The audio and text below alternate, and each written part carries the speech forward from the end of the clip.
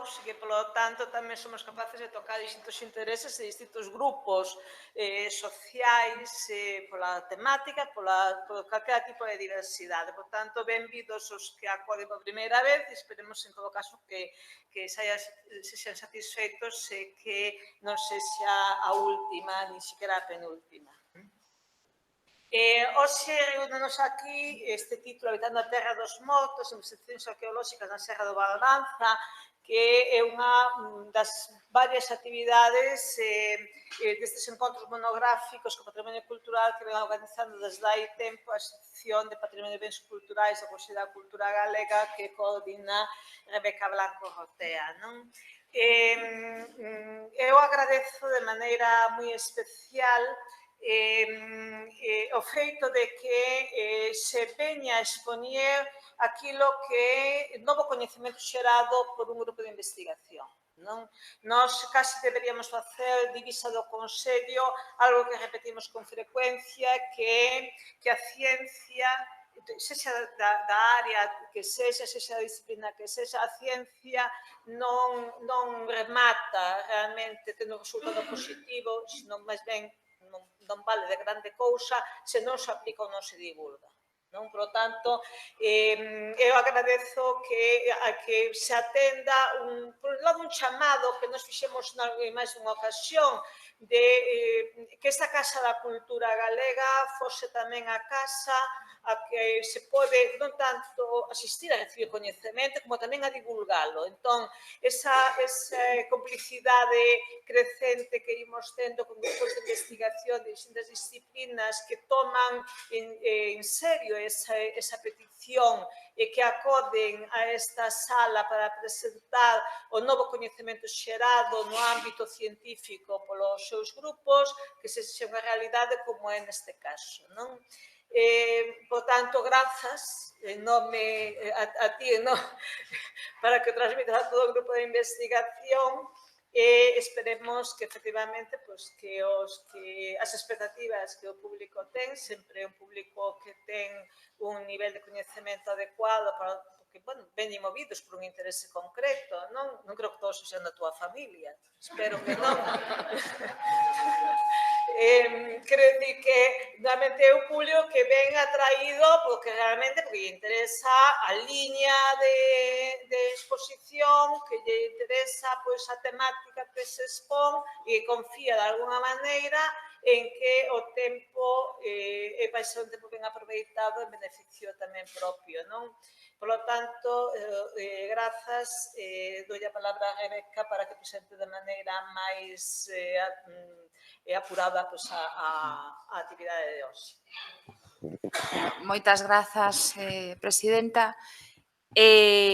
Non quero tampouco estenderme moito, porque xa sabedes que aquí o importante é o que nos van contar, pero, bueno, sí remarcar, como a sempre, que esta actividade está dentro, como dixo a presidenta, dos encontros monográficos co patrimonio cultural, que o de hoxe e o que haberá a semana que ven son os que rematan o ciclo deste ano. Este ano decidimos concentralos no primeiro semestre, un pouco para dar tamén cabida a outro tipo de actividades. Eu quero agradecer especialmente a Carlos Rodríguez, virose dende Granada para facer esta presentación, porque eu creo, bueno, levamos tempo falando desto, da posibilidade de falar do Barbanza dentro destes encontros, porque é importante dar a coñecer os resultados das últimas campañas de investigación e de intervención arqueolóxica que veñen tendo lugar dende o ano 2014 no Barbanza, liderados polo grupo de investigación no que traballa, o grupo de estudos para a prehistoria do noroeste ibérico, arqueoloxía, antigüedade e territorio, e tamén polo Centro de Interpretación do Barbanza, de Neixón, en concreto. E, bueno, parecenos interesante porque, como ven, el mismo comenta na presentación que se recolle, na introducción que se recolle no programa, o certo que sempre a investigación en torno ao Barbanza estuvo moi focalizado na cuestión do megalitismo, da paisaxe megalítica desa serra e o que aporta falando sempre pois eso, do mundo dos mortos, como ben recolle o título, e dando unha certa imaxe de despoboamento ou de falta de ocupación habitacional deste espazo. E o certo é que estas últimas investigacións mostran outro mundo que nos fala da explotación gandeira, desa outra ocupación habitacional, polo tanto, creíamos que era importante dar a coñecer os resultados desta investigación e lles pedimos que estiveran hoxe aquí. Non me vou adentrar porque é cousa precisamente del. E despois, ao final, como sempre sabedes que estes encontros para nós é moi importante, a interacción entre os que están neste lado da mesa e o público, teremos unha segunda parte no que intentaremos facer un debate, porque como tamén vichedes na introducción, do que vai a falar abrangue dende o mundo da prehistoria, da idade do bronce, ata a idade media. Polo tanto, intentaremos incidir un pouco no que é a arqueoloxía, a parte máis de arqueoloxía paisaxe, da relación da paisaxe e da prehistoria, pero tamén contaremos con José Carlos Sánchez Pardo, que é especialista precisamente en arqueoloxía de alta idade media e, polo tanto, poderemos focalizar nesa outra parte.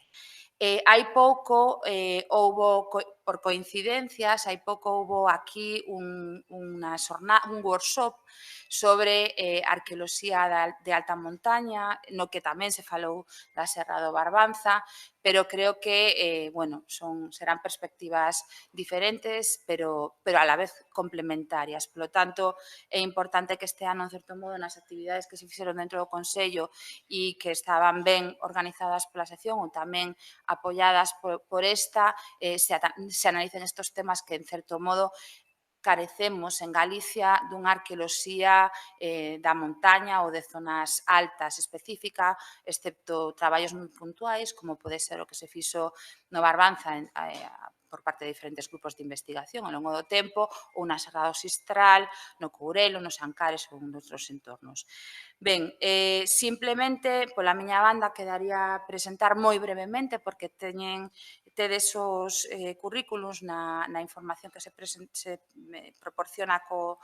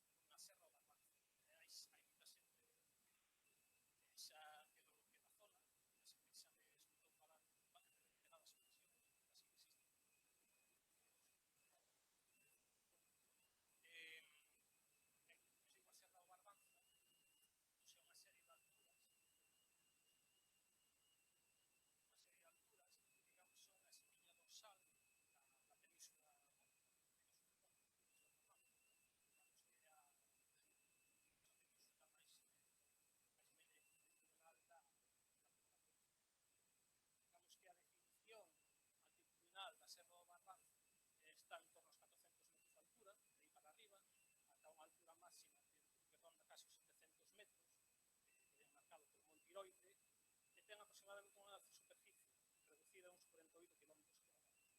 Ben, non podemos, con estas alturas, non podemos estar falando realmente de alta montaña. Non podemos estar falando de alta montaña. Feito, cando a nos teñen invitado a expor o noso traballo no marco de workshops ou congresos da alta montaña, e nos encontrábamos con xente que estaba traballando a 2.500 metros de altura, claro, entonces nos preferimos falar de zonas altas, porque claro, esta zona da Serra Barbanza, como moitas outras de Galicia, non teñen unha enorme altitud, pero sí que se configuran topográficamente e incluso desde un punto de vista do biotopo, por decirlo así, como unha zona de montaña, unha zona co seu clima particular e incluso ca súa fauna e flora particular. Non obstante, como digo, son 700 metros nada que ver co a xente que está traballando nos Pirineos, porque, por exemplo, nos Alpes. Por que decidín chamar de Habitando a Terra dos Mortos nesta presentación? Como ben explicou Rebeca ao principio, digamos que a Serra do Barbanza e a Península do Barbanza en sí tense distinguido dentro da investigación arqueolóxica por haber estado fundamentalmente orientada á investigación do fenómeno megalítico, é dicir, dos túmulos megalíticos. Ustedes sabrán, son estes enterramentos a construirse no Lítico Medio e que persisten a grosso modo ata o comezo da ben, dentro da Península do Barbanza, digamos que hai unha enorme densidade, probablemente non das zonas que máis sí que hai unha densidade aumentada, os cales 46 económicos están na área en torno aos 400 km avantes que digamos polo seu impacto visual dentro da paisaxe que forma a Península do Barbanza, os túmulos foron desde moi serodio, desde moi cedo, foron digamos o elemento máis atractivo, o elemento que focalizou a investigación da arqueoloxía do Barbanza. Se vemos, por exemplo, aquí, esta distribución por comarcas de estudios sobre megalitismo en Galicia, vemos como dentro, da relativa escasez que hai en Galicia, nos que a Serra do Barbanza, xunto con outras, Terrachá, etc., son das que máis representadas están dentro da investigación megalítica. Se vemos, por outra parte, os títulos, as palabras dos títulos de traballo sobre a arqueoloxía do Barbanza, vemos como sistemáticamente cousas como megalítico, monumento, megalitismo, megalito outra vez funerario, etc., son esas ideas fundamentales que, digamos, que sushacen feito cando os arqueólogos que non son galegos, españoles, incluso foráneos, cando se les fala casi todos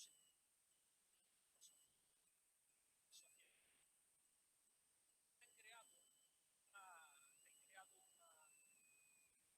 visión a este locazo de la visión pola cal a Serra do Barbanza se digamos as condicións que describimos en a Serra do Barbanza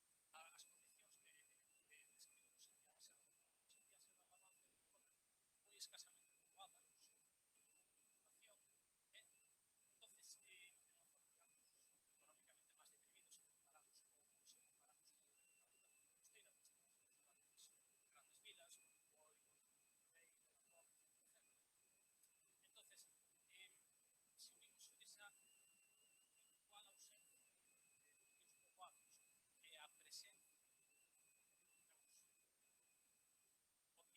da paisaxe megalíticos, se, digamos, que na evolución geográfica tomou raíces esta idea de que a Serra do Barbanza era unha terra diría unha terra presente, solo é entonces, temos que dicir que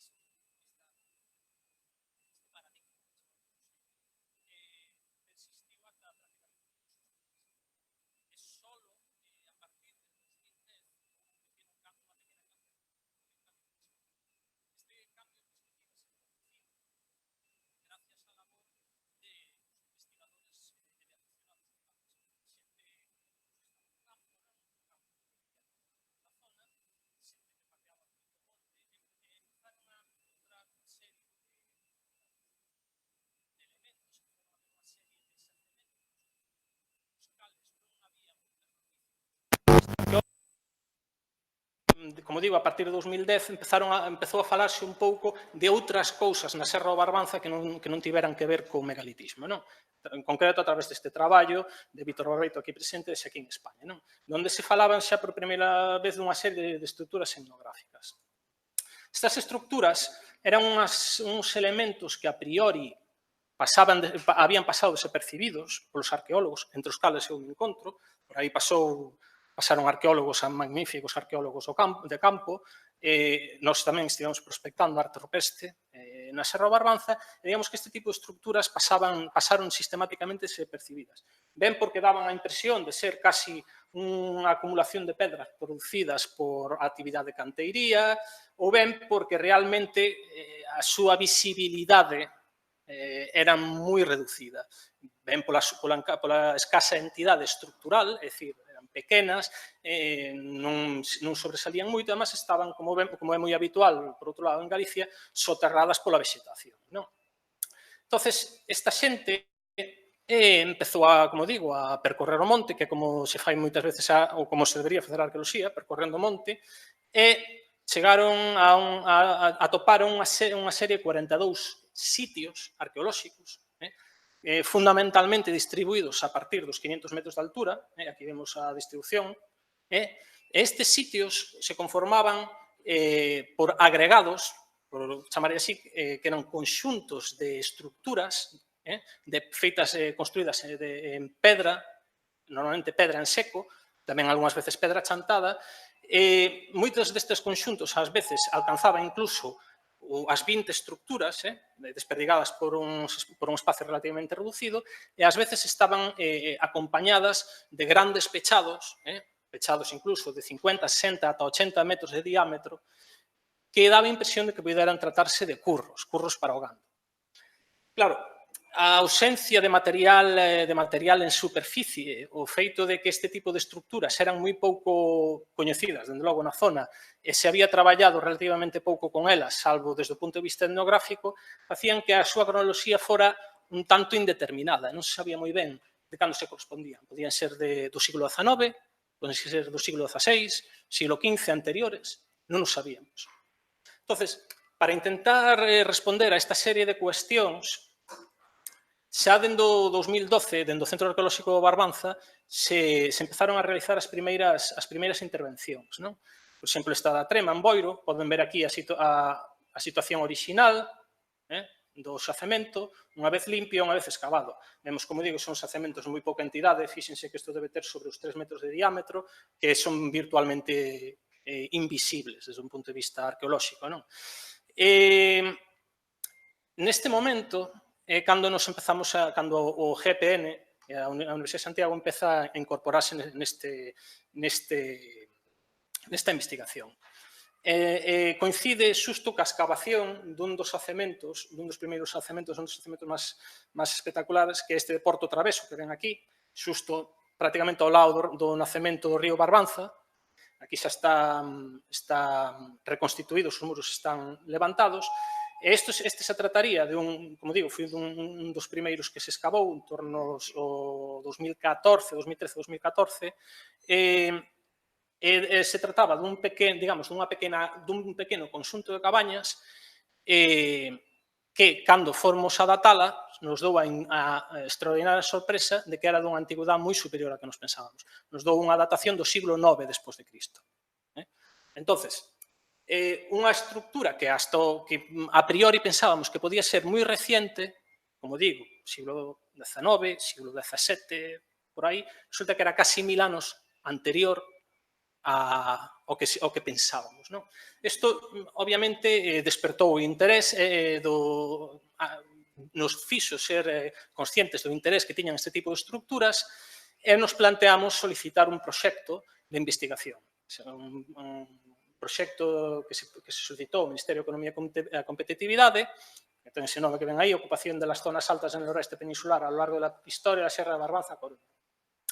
É un proxecto de 3 anos, donde un proxecto colaborativo, donde se aunou o esforzo de unha serie de institucións, tanto galegas como de fora de Galicia, como a Universidade de Oviedo, ou de fora de España incluso, como a Arizona State University ou o CNRS francés.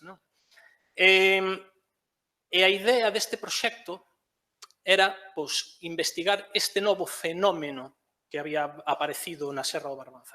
Digo novo a nivel local na Serra do Barbanza, sabíamos que noutras zonas de Galicia había algunhas cousas similares, pero de logo era absolutamente novedoso nas zonas altas occidentais de Galicia. Entonces, este proxecto tiña como obxectivos fundamentales estes 4 que ven aquí. En primeiro lugar, a investigación histórico-arqueolóxica destes xacementos, é dicir, realizar unha análise arqueolóxica, excavar algúns destes xacementos. Obviamente, como parecía que moitos destes eran de época histórica, era pertinente realizar un baleirado e un análisis da documentación histórica, de arquivos, etc. Xunto con elo, con este análisis histórico-arqueolóxico, tamén era importante para nós unha reconstrucción paleoambiental da zona. Por qué? Pois non só ver a evolución da paisaxe, senón ver como estas actividades, esta presencia humana que se creía que non existía na Serra do Barbanza, como había afectado a paisaxe circundante.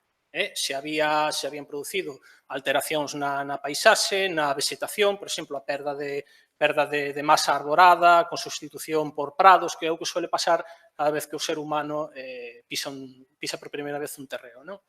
Tamén era moi interesante, moi importante para nós ter datacións radiocarbónicas, unha gran cantidade delas que nos permitiran situar no tempo, non só no espacio, pero tamén no tempo, cada unha das dinámicas que nós estábamos documentando tanto nas excavacións como nas columnas paleoambientales. E todo isto para construir para unha seguinte fase de análisis que nos permitira, mediante ferramentas computacionais, análise espacial, etc., estudiar un pouco a distribución deste tipo de xacementos, e, finalmente, un cuarto punto que era o de intentar retornar á sociedade un pouco desta información, destes datos que nos habíamos obtido. Como lles dixen ao principio, hoxe vou a centrarme simplemente a describir un pouco, digamos, o primeiro punto. É dicir, vou a falar un pouco de que foi o que fixemos, que xacemento foi os que excavamos, que foi basicamente o que fixemos de traballo de campo ao longo destes 3-4 anos. Máis que meterme máis en profundidade con outros elementos interpretativos.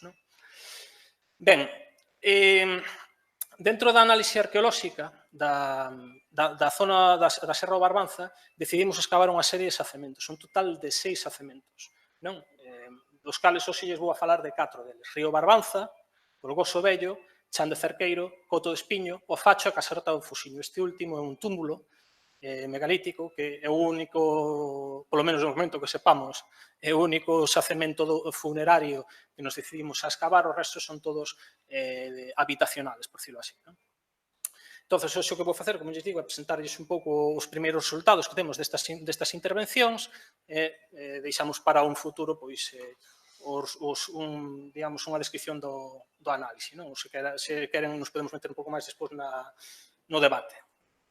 Ben, empezando por Río Barbanza, que é o primeiro, digamos, un dos primeiros xacementos que se excavou, entre 2014 e 2015, Río Barbanza se atopa a uns 480 metros de altura, en plena serra, e se sitúa en concreto no val medio do río Barbanza, nunha zona resgardada, veremoslo despois ao final de todo, moi próxima ao curso de auga, de tal maneira que permitía un acceso á auga e tamén un resgardo aos ventos dominantes. Cando nos decidimos a intervir este sitio, o que se vían en superficie eran pouco máis que unha serie de concentración de pedras.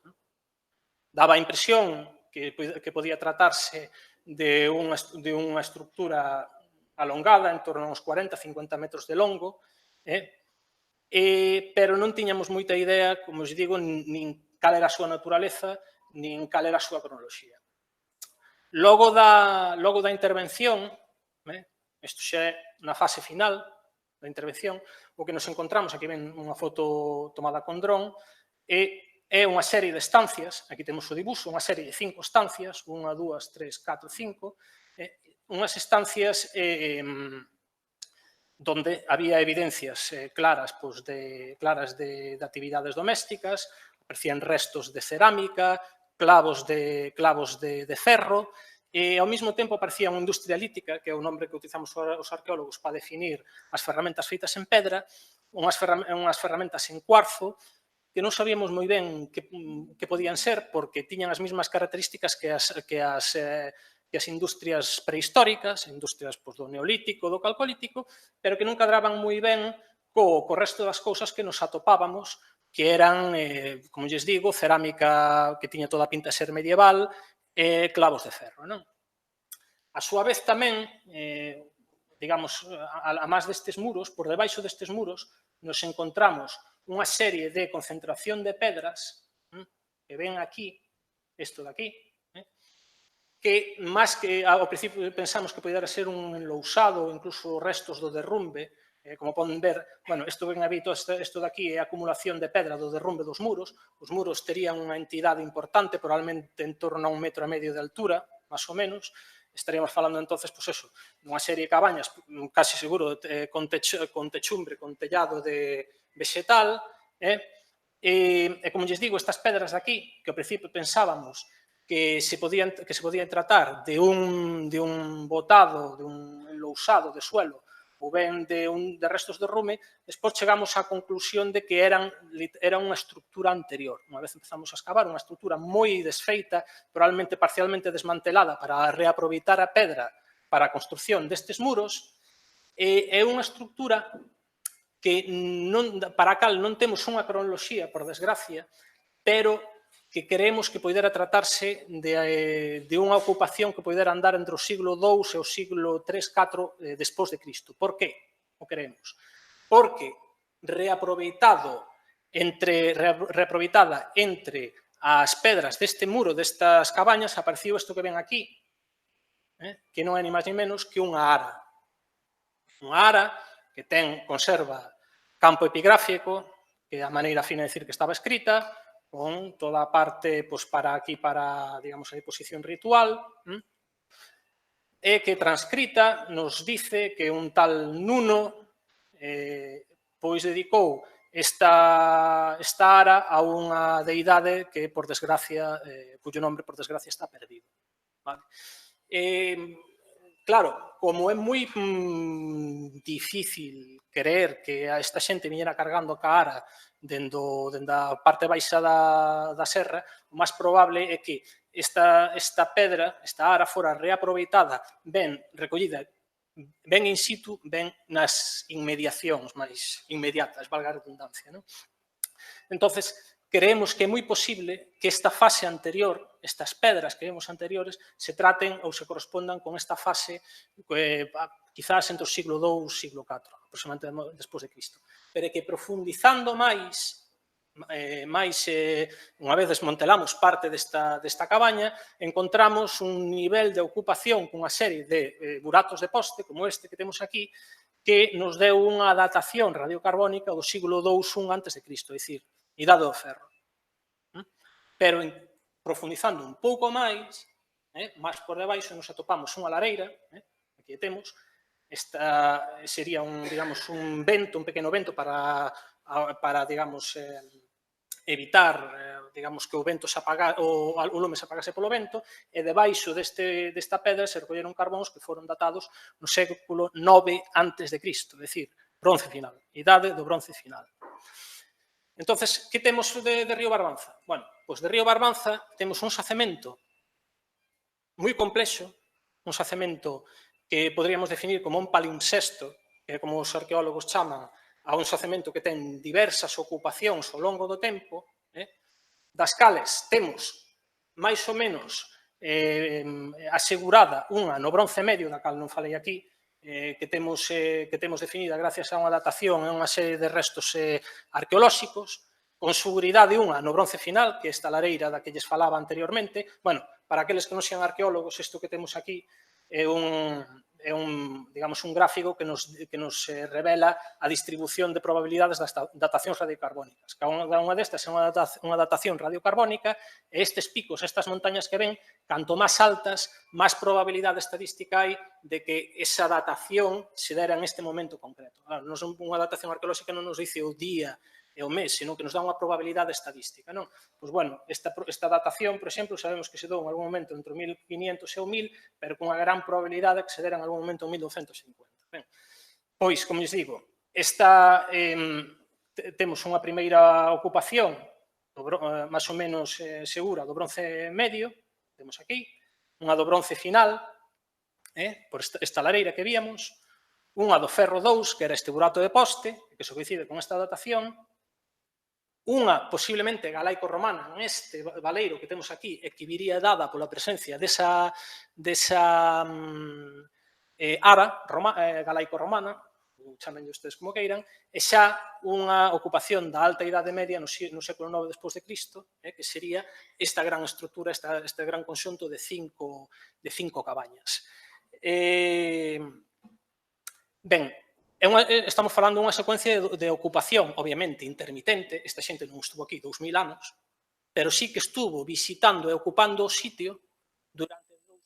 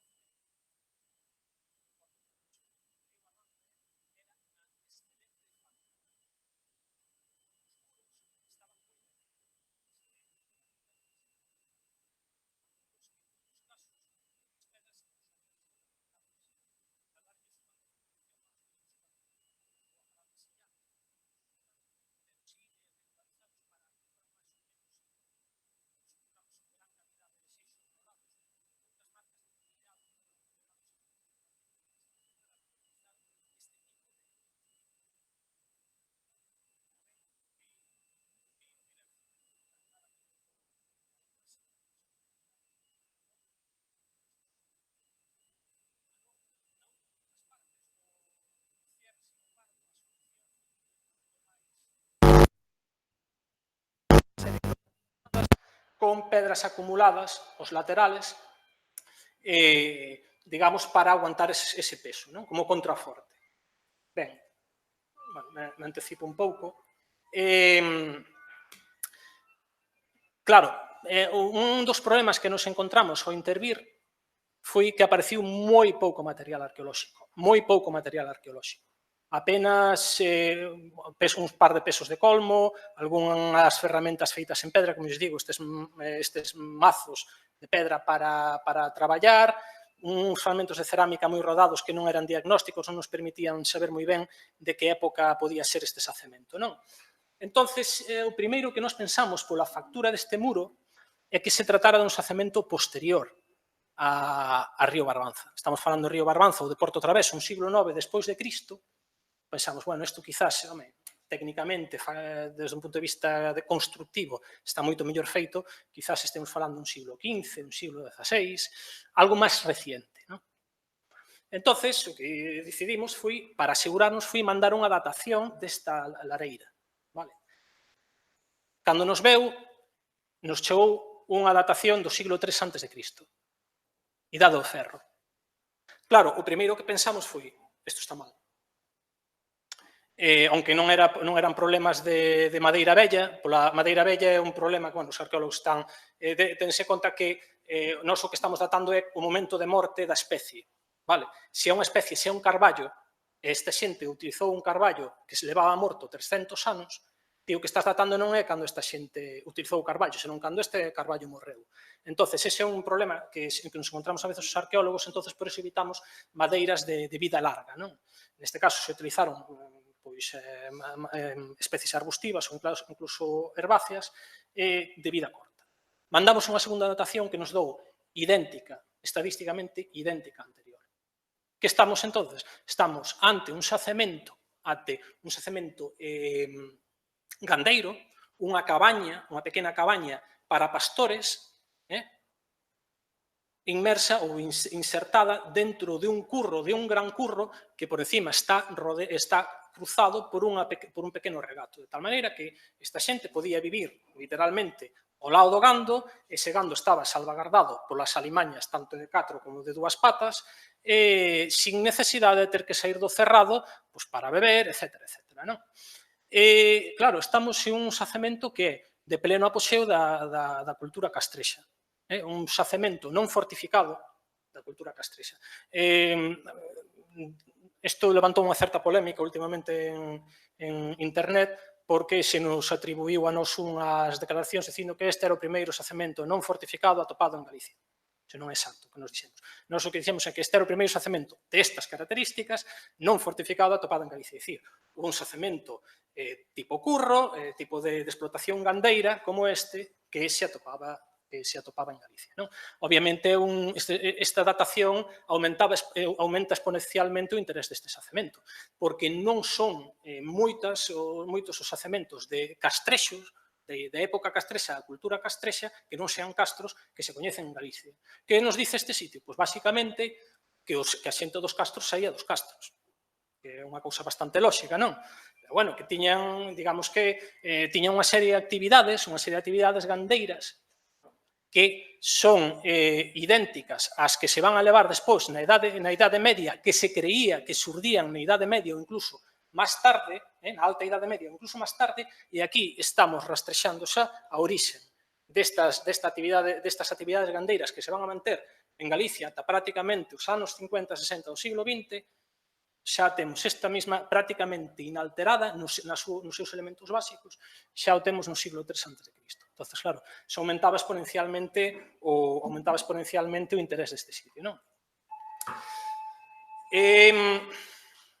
Outros dous sitios que excavamos, e aquí nos vamos ir un pouco máis atrás no tempo, xacementos que eu, pola miña formación de prehistoriador, son os que máis cariño lle teño, se me permite dicilo, son o de Chan de Cerqueiro e Coto de Espiño. Ben, Chan de Cerqueiro e Coto do Espiño se atopan non estrictamente na Serra Barbanza, senón na estribación norleste da serra, a un torno aos 215-230 metros de de altitude, como ven aquí a serra, pois está nas súas estribacións leste-norleste, é unha zona que controla se queren chamar o Confurco ou Moimenta, vale? Unha zona de tránsito fundamental entre o norte, entre Noia, e o sur, Boiro. É unha zona que como lles digo, ainda hoxe en día é fundamental, todos os que xean da zona saben de sobra que é por onde circula, por onde vai a carretera hoxe que une Boiro con Noia. Pois no pasado era o mismo. Ben, estes dous sitios están ao lado do outro. Por un lado temos, como ven, a configuración é digamos, un pequeno rechán, que ven aquí, as curvas de nivel cada 5 metros, chan de Cerqueiro, e na parte máis alta, Coto de Espiño. Apenas hai como poden ver, uns 250 metros de diferencia entre eles. Aquí teño unha imaxe en 3D da zona, chan de Cerqueiro, como lhes digo.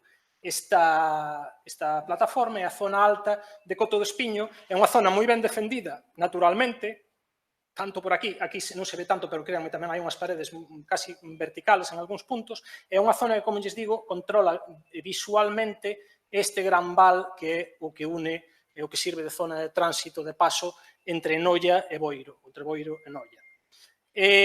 Ben, Sando Cerqueiro, como ven, además ten un enorme dominio visual, isto de aquí, a isto que se ve, a parte terminal da ría, por aquí pasa a ponte de Cespón, o viaduto de Cespón, que aquí casi por aquí está a illa, tamén Guidoiro, é unha zona, como poden ver, de gran control visual, e este sitio se descubriu, gracias a Víctor Barbeito, casi por casualidade, foi por culpa de un incendio forestal que houve en torno a 2013, creo, 2013-2014, 2013, creo, 2013-2014, perdónenme. Despois dese incendio, se produciu, os propietarios, a mancomunidade, obviamente ignorante do que aquí había, se dedicaron a limpar o monte e abriron un dédalo, un auténtico dédalo, un laberinto de pistas, como poden ver, e en superficie apareciu unha cantidade inxente de material arqueolóxico. Aquí ten simplemente a dun ano.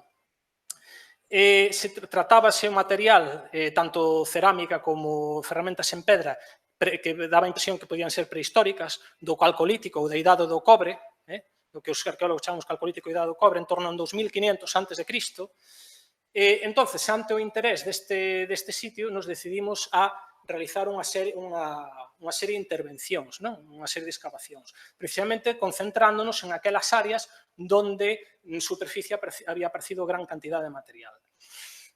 O que nos encontramos foi unha zona, un sitio moi alterado, con hasta ahora, temos que decir que, aunque levamos 3 anos, levamos relativamente pouco intervido, pero unha zona moi alterada, por aquí teño o resto o camiño, con unha escasa, de momento, riqueza estructural, aquí teño remarcado unha pequena zanxa, probablemente dun fondo cabaña, e aquí aparecía unha gran cantidade de material que había sido cercenado polo camiño. Xunto con eso, outro tipo de estructuras, como posiblemente este silo que ainda está por excavar, ou deixamos a excavar para o ano que ven, como lles digo, non unha gran riqueza estructural, pero sí o que chama a atención deste sitio é a enorme riqueza de cultura material de obxetos recuperados. Enorme riqueza. Poden ver, por exemplo, S3, un dos sondaxes de ahora mismo 5x4, un momento normal de excavación, ou aquí a distribución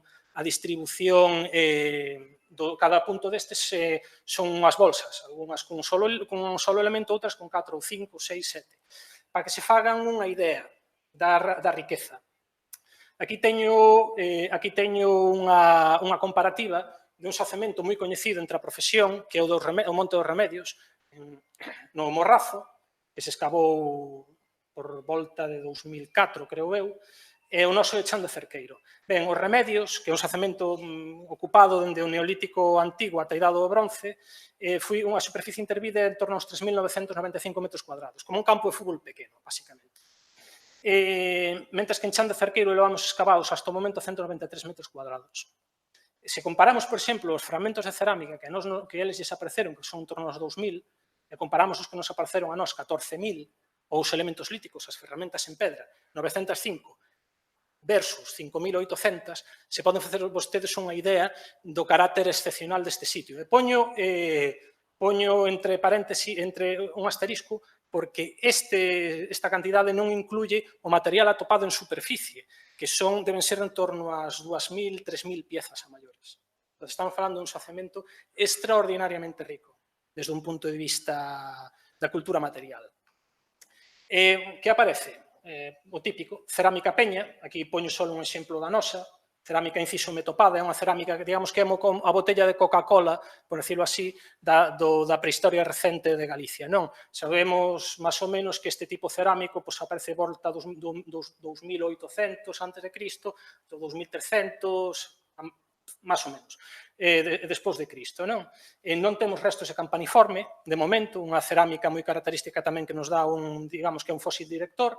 Aquí temos outras comparativas con outros xacementos tamén da Lavapés ou Mesa de Montes, non? Unha cerámica moi característica. Nos aparecen unha enorme cantidade de cerámica peña, contas de colar, digamos, un material verde, probablemente variscita, que é un tipo de silicato de aluminio que se escavou sobre todo, que se explotou sobre todo en Zamora, en Huelva, na época prehistórica, fragmentos de cobre, idade do cobre, normal que aparezca cobre, non?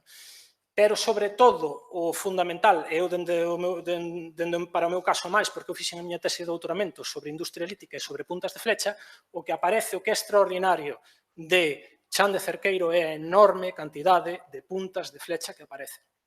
Son sempre, isto que ven aquí, son, puntas de flecha, non lles teño que dicir o que son, proxectís, todas as mesmas características, de base cóncava, de distintos materiales, pizarra, algúns locales, materiales de aquí, materiales de fora, jaspes, calcedonias, materiales incluso que probablemente veñan de fora de Galicia, para que se fagan unha idea da cantidade de puntas de flecha que temos.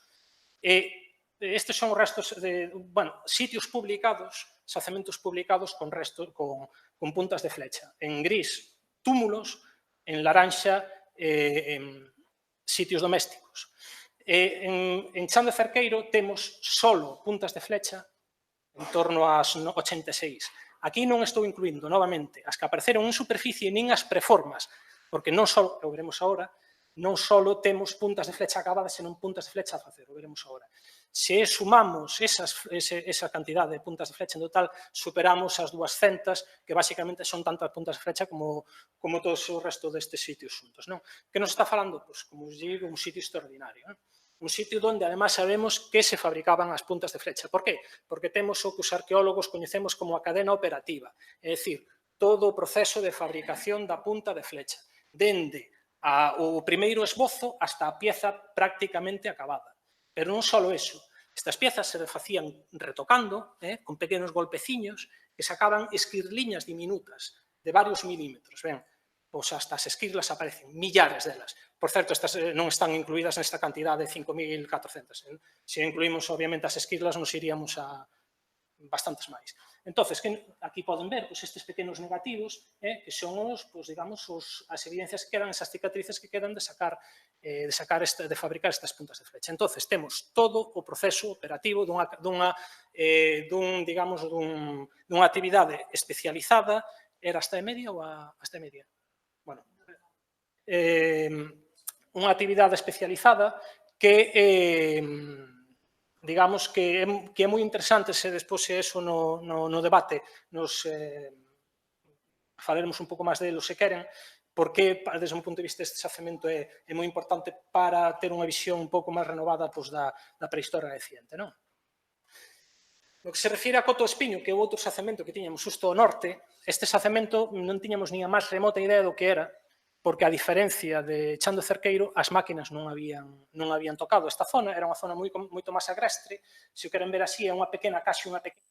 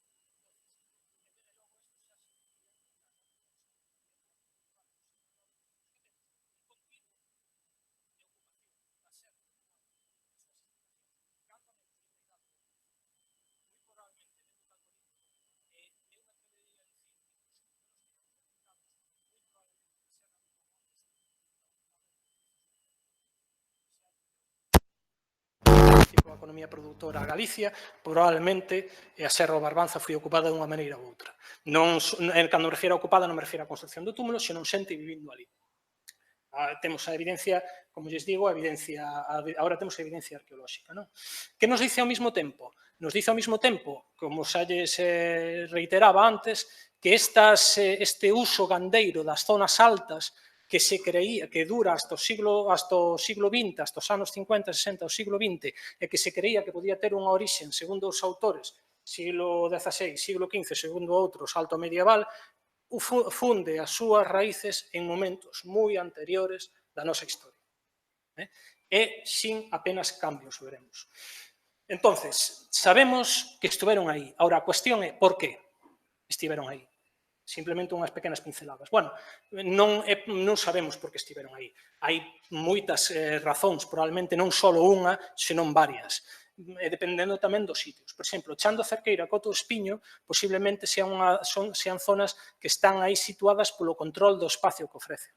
Isto que ven aquí é a intensidade teórica de tránsito pola Serra do Barbanza, calculada con ferramentas estadísticas, con ferramentas sistemas de información xeográfica, que non vou meter agora, e onde están Chan do Cerqueiro e Coto do Espiño, e dominan unha serie de zonas que son de gran intensidade para o tránsito. Controlar o tránsito, controlar por onde se movía a xente era importante estratégicamente. Hoxe en día, podemos velo nas tortas que se están pegando os americanos e os iraníes polo Estreito de Hormuz, por onde pasa o tanto por cento do crudo mundial, e digamos que a outra escala pasaba isto na Serra do Barbanza.